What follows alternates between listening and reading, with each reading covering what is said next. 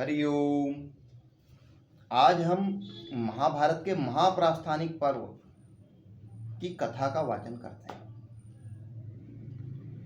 जैसा कि पूर्व में हम सब ने इसके पूर्व के जो पर्व है उनमें इसका वर्णन आ चुका है कि भगवान श्री कृष्ण किस प्रकार से अपना इहलोक छोड़ करके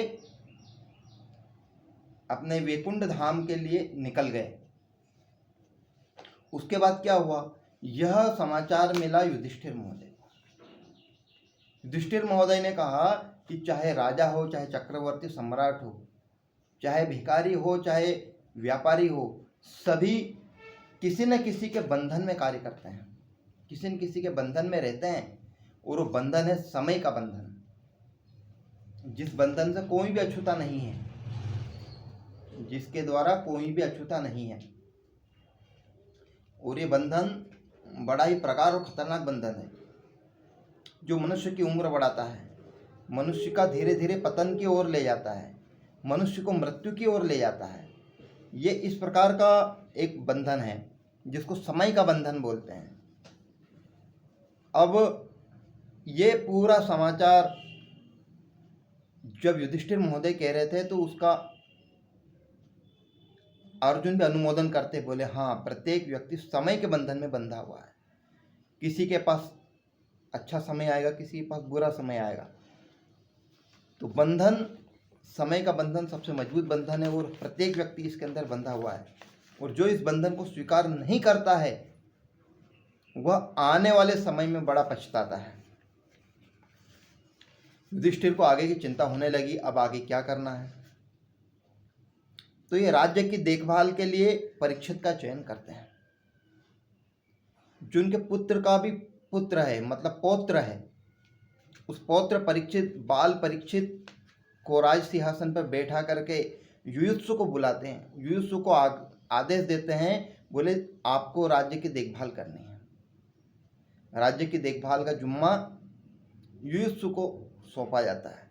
युयुत्सु इसको स्वीकार भी करते हैं। उसके बाद में क्या पद्धति है कि वो दोनों का चयन करते हैं। क्योंकि भगवान तो ये लोग छोड़ करके निकल गए थे, तो उनका एक पुत्र था वज्र, उसको इंद्रप्रस्थ का राजा घोषित करते हैं। और सुभद्रा के पुत्र का पुत्र जो पौत्र है वो राजा परीक्षित है, राजा परीक्षित को राजा बना दिया जाता है। राजा राज सिंहासन पर अधिष्ठित करके युयुत्सु को उनकी रक्षा का, देखभाल की पूरी जिम्मेदारी सौंप करके ये वहाँ के प्रमुख पंडितों को, उस समय पृथ्वी के जो सर्वश्रेष्ठ पंडित है, जो समय के बंधन में नहीं आते हैं, जिनके जो समय के बंधन में नहीं आते, समय उनका कुछ भी नहीं बिगाड़ता, ऐसे ब्राह्मणों को बुलाते हैं, ऐसे श्रेष्ठ लोगों को बुलाते हैं। तो ऐसे कौन है लोग जिनके ऊपर समय का असर नहीं होता है? नंबर 1 है व्यास जी, कृष्णद्वैपायन व्यास, इनके ऊपर समय का असर नहीं होता है। नारद मुनि, इनके ऊपर भी ये भी समय के बंधन में नहीं है। मार्कंडेय, ये भी समय के बंधन में नहीं है। भारद्वाज और याज्ञवल्क्य, इन पांचों पंडितों को बुला करके भोजन करवाया जाता है। इनको दक्षिणा देते हैं, कुछ गांव भी इत्यादि भी इनके समर्पित करते हैं, पूजा करते हैं। उसके कृपाचार्य की पूजा करते हैं, क्योंकि कुलगुरु है, कुलगुरु है कृपाचार्य, इसलिए उनका पूजन करते हैं और परीक्षित को उनको समर्पित करते हैं। बोला आप परीक्षित का ध्यान रखना, परीक्षित को सौंपते हैं। और ये जो वन में जाने वाले वस्त्रों को पहन करके निकल जाते हैं। तो 7 लोग उस समय यात्रा पर निकलते हैं।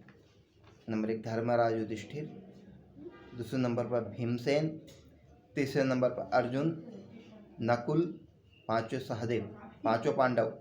उसके बाद में है द्रौपदी, महारानी द्रौपदी, और एक महाराज युधिष्ठिर का पालतू कुत्ता। ये 7 लोग यात्रा पर निकलते हैं। यात्रा प्रारंभ होती है। यात्रा एक स्थान से दूसरे स्थान, दूसरे स्थान से तीसरे स्थान जाते। बहुत सारे लोग उनको नगर के बाहर तक छोड़ने भी जाते हैं। उसके बाद क्या होता है, उसमें एक होती उलूपी, उलूपी कथा आएगी आगे। उलूपी उलूपी गंगा में प्रवेश कर जाती है। फिर चित्रांगदा है, चित्रांगदा जो मणिपुर की राजकुमारी थी, वो मणिपुर के लिए निकल जाती है। वहाँ से हस्तिनापुर से पांचों पांडव और सातों लोग, पांचों पांडव, द्रौपदी और एक उनका पालतू कुत्ता, ये पहले पूर्व दिशा में जाते हैं। पूर्व दिशा में जिधर से सूर्य उदय होता है, ईस्ट में, पूर्वोत्तर, अरुणाचल, मणिपुर, मेघालय, इस दिशा में जाते हैं। और वहाँ से आगे बढ़ते हुए समुद्र आता है, उस समुद्र के किनारे किनारे किनारे चलते हैं और लाल सागर तक चले जाते हैं।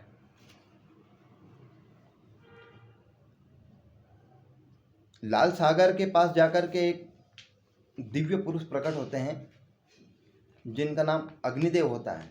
अग्निदेव कहते हैं, बोले धर्मराज युधिष्ठिर, आपने भीमसेन, नकुल, सहदेव, युधिष्ठिर, अर्जुन सभी से नमस्कार करते हैं और बोलते आपने मुझे पहचाना कि नहीं। पूर्व काल में श्री कृष्ण भगवान और अर्जुन ने के सहयोग से ही मेरा जो पाचन तंत्र वो ठीक हुआ था, मैं खांडोप्रस्थ को जला पाया था। उसमें आपको इस धनुष की आवश्यकता थी, महाभारत युद्ध में भी इसकी आवश्यकता थी, परंतु इस समय इसकी आवश्यकता आपको नहीं है। नहीं है इसलिए इसको आप वापस वरुण को ही दे दीजिए, वापस समुद्र में ही डाल दीजिए। समुद्र में अपने दोनों हाथ आगे करके अर्जुन महोदय उस गांडीव धनुष को, वो दोनों तुर्नीर, अक्षय तुर्नीर, 2 तुर्नीर थे, उन दोनों को भी वहीं पर समर्पित कर देते हैं और अग्निदेव भी वहाँ से चले जाते हैं। अब अग्नि 7 प्रकार की अग्नि होती है, आगे की कालखंड में अगले उसमें बताएंगे अपन कौन कौन सी अग्नि होती है। वहाँ से ये दक्षिण दिशा की ओर चलना प्रारंभ करते हैं। दक्षिण दक्षिण पश्चिम, दक्षिण दक्षिण पश्चिम चलते हुए ये द्वारिका आ जाते हैं।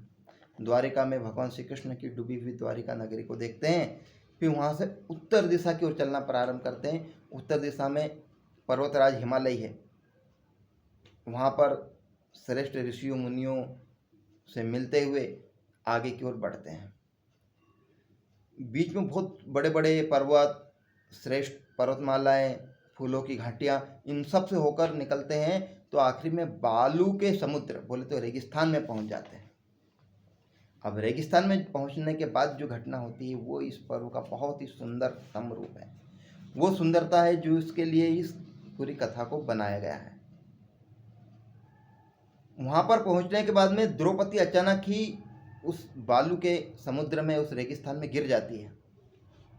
तो भीमसेन जो कि युधिष्ठिर के पीछे ही चल रहे थे, धर्मराज युधिष्ठिर से पूछते हैं, बोलते हैं कि हे राजन, इसने तो कोई पाप नहीं किया था, ये तो निष्पाप थी, हमेशा हमारी सेवा करती रहती थी, इसको इस असमय गिरने का कारण क्या है? तो धर्मराज युधिष्ठिर बोलते हैं, बोले यद्यपि द्रौपदी सेवा भावी थी, इसने कोई पाप भी नहीं किया, निष्पाप थी, अग्नि से उत्पन्न हुई थी, परंतु इसका विवाह 5 पांडवों से हुआ था, फिर भी इसका अर्जुन के प्रति विशेष स्नेह था। ये अर्जुन के प्रति विशेष पक्षपात करती थी, इसलिए इसकी ये दशा हुई है। अब ये बात यहाँ पर बड़ी विशिष्ट है, ये बड़ी कठिनतम बात कह रहा हूँ कि ये सभी को ये ध्यान रखना चाहिए कि हमारे द्वारा आचरण में एक जैसे लोगों के लिए अलग अलग व्यवहार उपयुक्त किया जाता है, ऐसे लोगों का पतन निश्चित हो जाता है। ये यहाँ पर इसका विशिष्ट है जो ध्यान देने योग्य है। आगे सहदेव, थोड़ा आगे चलने के बाद में सहदेव भी भूमि पर धड़ाम से गिर जाते हैं। उस समय भीमसेन पुनः युधिष्ठिर को याद दिलाते हैं, बोले सहदेव तो बहुत ही सेवाभावी था, बहुत ही नम्र था, इसमें तो कोई अहंकार भी नहीं था, किसी चीज का अहंकार नहीं था। तो सहदेव कहते हैं, सहदेव गिरे हुए हैं, सहदेव के प्रति युधिष्ठिर जी कहते हैं कि यद्यपि सहदेव अहंकार रहित था, सेवाभावी भी था और विद्वान भी था, परंतु इसको विद्वता का बड़ा घमंड था। ये बहुत बड़ा ज्योतिष था, इसको अपनी ज्योतिष विद्या का बड़ा घमंड था, इसलिए इसकी ये दशा हो गई है। इसलिए सामान्यतः होता है, छोटी छोटी सी विद्याएं हमको आ जाती, छोटी सी कला आ जाती है तो हम किसी को उसके आगे किसी को मानते ही नहीं है। हम उसके आगे किसी को नहीं मानते, बोले बस हम ही श्रेष्ठ है। इस प्रकार का भाव हमारे अंदर आ जाता है। तो ये बात ध्यान में रखना चाहिए कि हमारी श्रेष्ठता का भाव कभी भी मन के अंदर घर न कर दे, वो कहीं पाप की स्थिति न बना दे। थोड़ा और आगे जाते हैं, नकुल धड़ाम से गिर जाते हैं। नकुल के प्रति भी भीमसेन यही कहते हैं, बोले ये तो बहुत सुंदर था, बहुत ही सुंदर था, आज्ञापालक था, बोले इसका क्या अपराध है। युधिष्ठिर नकुल की तरफ देखते भी नहीं है और बोलते हैं हाँ ये सबसे बढ़कर रूपवान था और रूप का ही घमंड था इसको। हम थोड़ा सा अपने शरीर को बड़ा लंबा चौड़ा कर लेते हैं, कसरत कर लेते हैं, थोड़ा सा कराटे निंजो सीख लेते हैं, तो मन के अंदर घमंड आ जाता है, बस मेरे से अच्छा कौन है, मेरे से अच्छा रूपवान कौन है। परंतु ये रूप का घमंड भी व्यक्ति को नष्ट कर देता है। 5 प्रकार के दोष व्यक्ति को नष्ट कर देते हैं। इसलिए 5 प्रकार के दोषों से बच करके रहने के लिए ये प्रास्थानिक पर्व है। ये प्रस्थान का जो मुख्य उपाय है वो इसके अंदर बताया गया है। तो नकुल को इस बात का घमंड था, इसलिए बोले ये भी गिर गए। थोड़ी देर बाद और आगे चलते हैं, अर्जुन महोदय भी धड़ाम से गिर जाते हैं। अर्जुन जैसे गिरते हैं वैसे भीमसेन पुनः कहते हैं, बोले ये तो आज्ञा पालक था, धर्म में इसने कोई त्रुटि नहीं की, मेरा जहाँ तक ध्यान इसने कोई धर्म में त्रुटि नहीं की, और तो और मजाक में भी झूठ नहीं बोला। फिर अर्जुन को क्यों गिरना पड़ा ऐसा। तब धर्मराज युधिष्ठिर कहते हैं, बोले इसको सूरवीरता का अभिमान था। तुम जो कह रहे हैं झूठ नहीं बोला, इसने कितनी ही बार बोला है कि मैं एक दिन में शत्रु को नष्ट कर दूंगा, ऐसा कितनी बार इसने दावा किया है। और कितने ही धुरंधरों का अपमान किया है, श्रेष्ठ धनुर्धरों का अपमान भी किसने किया है। इसलिए बोले इसकी ये दशा हुई है। थोड़ा और आगे जाने पर भीमसेन भी गिर जाते हैं। तब धर्मराज युधिष्ठिर उनकी तरफ पीठ किए हुए ही बोलते हैं, बोले है भीमसेन तुम बहुत पराक्रमी थे, पराक्रम तुम्हारा किसी से कमजोर नहीं था, परंतु तुम्हारे अंदर भी कुछ दोष थे। तुम बहुत अधिक खाते थे, बहुत अधिक खाने वाले सावधान। तुम बहुत अधिक खाते थे और दूसरों को कुछ भी नहीं समझते थे। ये सामान्यतः होता है, लोग अपने आगे दूसरों को समझते हैं, तुच्छ भी नहीं समझते हैं, दूसरों को सबको तुच्छ समझते हैं। ये उनके नष्ट होने का कारण बनता है। और बल की डिंग हांगा करते, मैं ये कर दूंगा, मैं ये कर दूंगा, मेरे अंदर इतनी शक्ति है, ये बल की डिंग हांगा करते हैं, उनका नष्ट होना लगभग तय हो। ये इस कथा का बड़ा विशिष्ट है। आगे अर्जुन, भीम, नकुल, सहदेव और द्रौपदी के गिरने के बाद में युधिष्ठिर महोदय कुत्ते के साथ में आगे बढ़ते हैं। स्वर्ग के द्वार पर पहुंच जाते हैं, जहां स्वयं देवराज इंद्र इनको लेने के लिए आते हैं। इंद्र इनको आग्रह करता है, बोले जाइए, आइए जल्दी आइए और रथ में बैठिए। धर्मराज युधिष्ठिर मना कर देते, बोले नहीं, पहले हमारे कुत्ते को बैठाओ फिर हम बैठेंगे। इंद्र इनको बहुत सारी बातों से समझाने का प्रयास करते हैं कि बोले कुत्ते को तो हम इसमें बैठा नहीं सकते, तो बोले हम दोनों को लेकर चलो। बोले दोनों को भी लेकर नहीं चलते, एक ही व्यक्ति जाएगा, या तो कुत्ता जाएगा या फिर आप जाओगे, और कुत्ते को हम इसमें बिठाएंगे नहीं। तो धर्मराज युधिष्ठिर बोलते हैं, बोले कुत्ता मेरा भक्त है, कुत्ता नहीं, ये मेरा भक्त है। और कोई भी जो श्रेष्ठ व्यक्ति होता है वो ऐसा निम्न श्रेणी का कार्य नहीं करेगा कि जो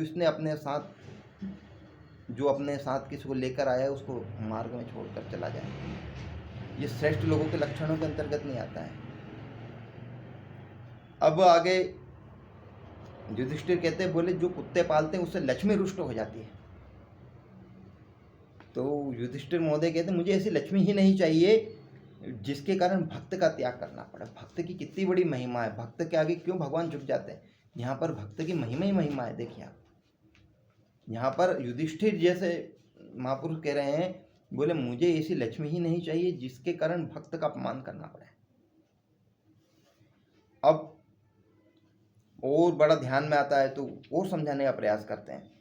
बोले कुत्ता रखने वाले को स्वर्ग नहीं मिलता है, कुत्ता पालने वाला यदि यज्ञ करे, कुआ बावड़ी बनवा दे, तो उसका पुण्य कुत्ता हर ले जाता है। एक क्रोध नाम का राक्षस है, वो सारे पुण्यों का हरण करके ले जाता है। अब धर्मराज युधिष्ठिर इंद्र को ज्ञान दे रहे हैं। क्या दे रहे हैं? कि भक्त के त्याग का जो पाप है अनंत है, उसका कोई पार ही नहीं है। जो भक्त को त्याग देता है, अपने प्रीतम को त्याग देता है, उसके जो पाप है उसका पाप तो अनंत है, उसकी बराबरी नहीं कर सकता है। वो ब्रह्म हत्या के समान है। बोले जो अपना भक्त को त्याग दे, जो आपका साथ दिया, जिस व्यक्ति ने, जिसको आप साथ में लेकर आए, उसको मार्ग में छोड़ देना, ये तो ब्रह्म हत्या के समान है। और अपने सुख के लिए कुत्ते का त्याग नहीं, धर्मराज महोदय कुत्ते का त्याग नहीं करते। बोले स्वर्ग ही नहीं जाना मुझे। उनको समझाते हैं कि जो दुर्बल हो, कुत्ता चलते हुए इतना अधिक दूरी चला है तो दुर्बल हो गया है, दुर्बल आया और शरण में आए हुए का तो त्याग करना ही नहीं चाहिए। अब और एक बार देवराज इंद्र समझाते हैं। बोले जो दान होता है, स्वाध्याय होता है, हवन होता है, उस पर कुत्ते की दृष्टि भी पड़ जाए तो वो नष्ट हो जाता है।